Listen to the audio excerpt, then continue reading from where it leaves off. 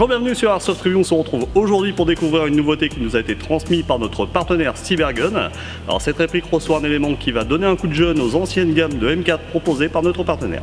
C'est la M4A1 longue K-Mode sous licence Colt. Cybergun a revu son design de package en offrant un visuel de la réplique très agréable. Ce M4A1 sera logé dans un bloc polystyrène maintenant et protégeant très bien la réplique pour son transport. On y retrouve également deux chargeurs high-cap de 350 billes en métal, un chargeur de batterie NIM, ainsi qu'une double bâton en 8 4V 1100 mAh, 3 rails Picatinny en version K-Mode démontable, une tige de nettoyage et un manuel d'utilisation. Passons maintenant au design extérieur. Donc un nouvel élément sur ce modèle est une nouveauté chez Cybergun et donne un look encore plus moderne que le modèle de base, mais on retrouve également un corps typique de la M4.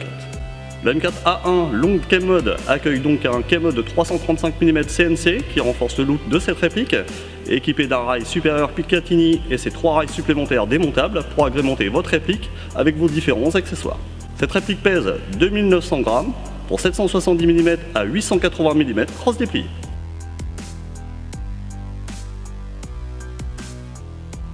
Découvrons l'extérieur plus en détail. Elle est donc composée d'un cache-flamme commun en métal monté en 14 mm anti-horaire,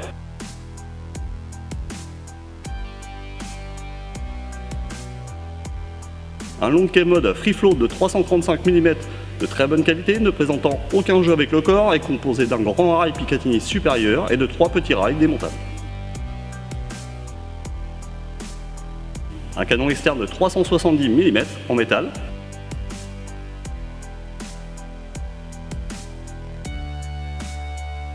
l'ajout dans le package de ces 3 rails est vraiment agréable.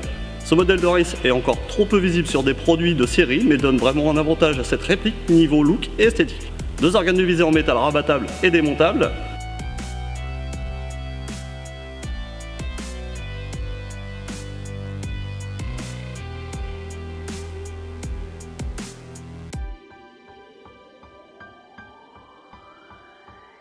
Son upper et lower en métal reçoivent les marquages Colt ainsi qu'un numéro de série.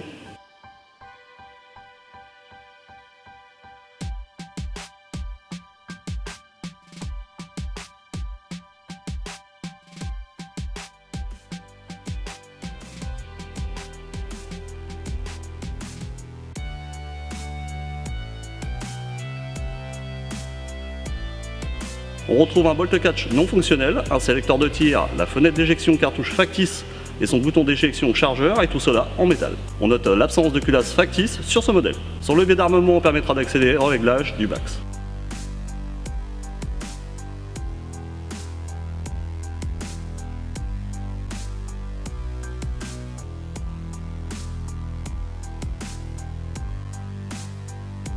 Puis sa poignée en polymère. Un tube de crosse en métal recevant une attache sangle également en métal ambidextre et sa cross crane en ABS permettant d'y installer vos batteries.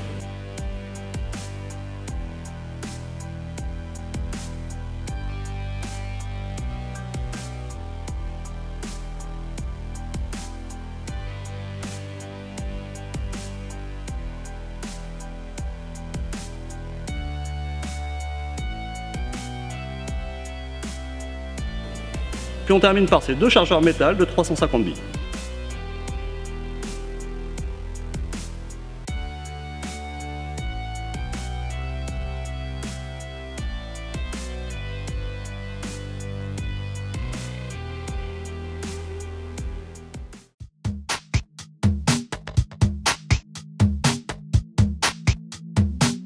Passons maintenant aux caractéristiques internes avec des montages de la gearbox. Donc on a passé les étapes du démontage du corps, du canon et autres, pour vous montrer un petit peu déjà comment se présente la gearbox. Donc on voit déjà un peu les aspects premiers de la gearbox. Le moteur, c'est un moteur standard, long, donc il n'y a pas de précision high torque ou high speed. Donc à mon avis ça doit être un moteur générique. Donc on passe ensuite à l'extraction de la gearbox du corps. Donc là j'extrais la gearbox. On peut voir que sur la gearbox il y a une espèce de cale plastique, à mon avis pour limiter le jeu avec l'arrière du corps de la réplique. Donc là on a un aperçu global de la gearbox. Donc c'est une gearbox basique. On va pouvoir démonter l'interne sans problème. Je pense que ça va être aussi un interne très basique. On a ouvert la gearbox. Qu'est-ce qu'on a à l'intérieur? Donc on a une tête de piston en polycarbonate, voire plastique, simple joint. Un nozzle plastique, transparent. Un cylindre laiton. Donc on a le piston et sa tête de piston en polycarbonate sans dents métal. Donc ça va faire très attention de bien jouer avec la batterie d'origine, parce que sinon vous allez voir les dents qui vont partir très vite. Ensuite on a un tapered plate plastique translucide, des gears en métal, des bushings métal. Alors ce ne sont pas des bearings, ce sont bien des bushings. Un contacteur basique M4. Ensuite vous allez avoir le selector plate en plastique. Et on a également le rosseur avec son guide rosseur basique en polycarbonate avec une rondelle à ne pas perdre. Donc voilà pour l'interne de cette M4 A1 Colt de chez Cybergun. Alors une petite précision dans l'interne, c'est qu'il y a la présence de pas mal de graisse verte à l'intérieur. Donc je pense qu'une ouverture de la gearbox et un petit nettoyage et un petit regraissage très basique suffira au fonctionnement de la gearbox. Le restant n'est pas trop plein de gras, donc ça va encore. Le cylindre, il a l'air d'être assez propre aussi. Donc faire attention lors du premier démontage interne de la gearbox, bien nettoyer car vraiment un petit excès de graisse à l'intérieur. Elle reçoit un canon interne en 608 laiton monté sur un système Bax métal typique M4. Nous allons tester la réplique avec la batterie d'origine 8,4V, 1100 mAh pour nos tests de tir. Passons maintenant au test chronie en bi 0,20 batterie d'origine. Cette réplique est donnée à 351 fps d'origine en bi 0,20.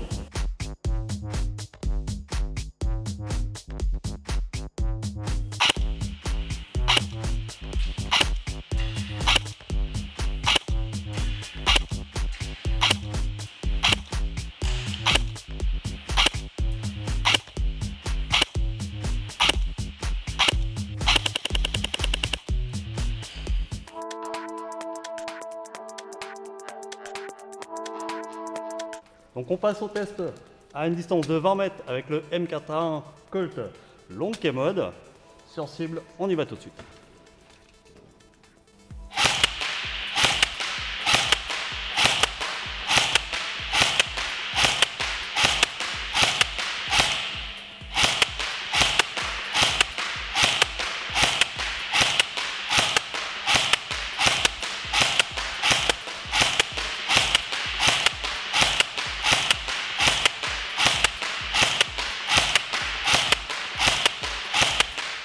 On fait un petit coup de full.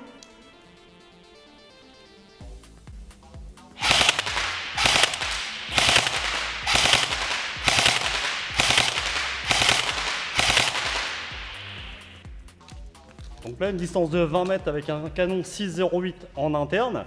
On obtient de très bons résultats à 20 mètres sur cible. Donc on verra après sur longue distance, sur mannequin, toujours avec cette réplique, pour voir si on a toujours une précision aussi agréable. Cybergun note sur son package une portée utile de 64 yards, donc environ 59 mètres. Donc nous allons réaliser un test à 50 mètres et augmenter la distance pour avoir la portée max sur mannequin.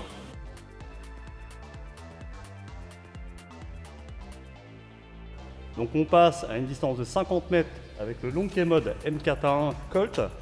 Alors on a fait les essais avec de la bise 0,20, réglage au pop, on n'atteignait pas les 50 mètres et la précision était beaucoup moins importante.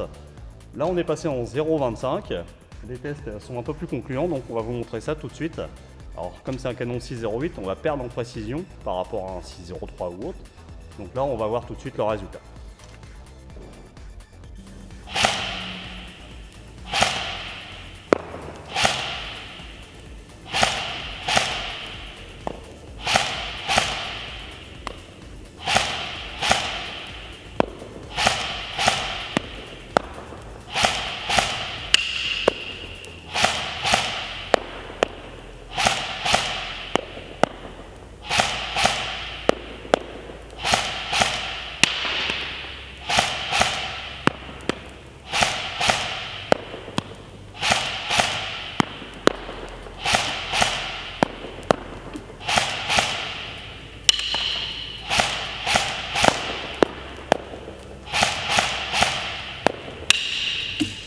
On fait un petit coup de full.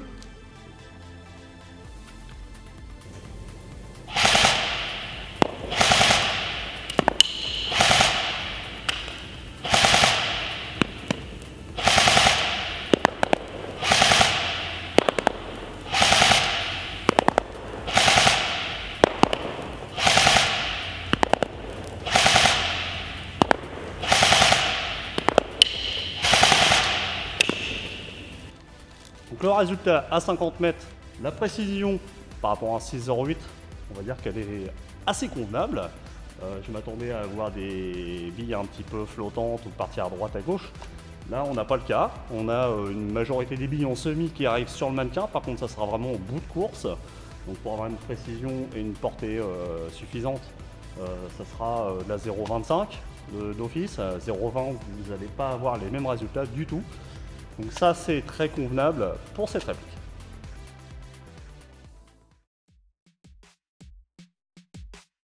Passons au point négatif et positif. En négatif, une gearbox un peu trop bruyante lors de son fonctionnement, un bruit de ressort assez désagréable, un interne assez basique marchant très bien d'origine avec la batterie 8,4 V, mais qui devra être fiabilisé si vous souhaitez utiliser une Nippon 7.4. En positif, un look hyper agressif grâce au long K-Mode et ses rails ajustables, des performances de tir et précision très agréables malgré un interne un peu léger, la fourniture des deux chargeurs iCap métal qui est toujours agréable, une réplique utilisable directement en sortie de boîte par la présence du chargeur et la batterie d'origine. Voici la review de la M4A1 Long K-Mode sous licence Colt commercialisée par Cybergun terminée. Sachez qu'une version Short K-Mode est également disponible sur cette M4A1 Colt, proposant un gabarit beaucoup plus court. Vous pourrez retrouver ces produits dans tous les shops revendeurs officiels Cybergun prochainement. Retrouvez tous les liens d'Airsoft Review dans la description de la vidéo. N'oubliez pas de vous abonner à notre chaîne YouTube et page Facebook. On compte sur vous. Je vous dis à très bientôt. Bye bye.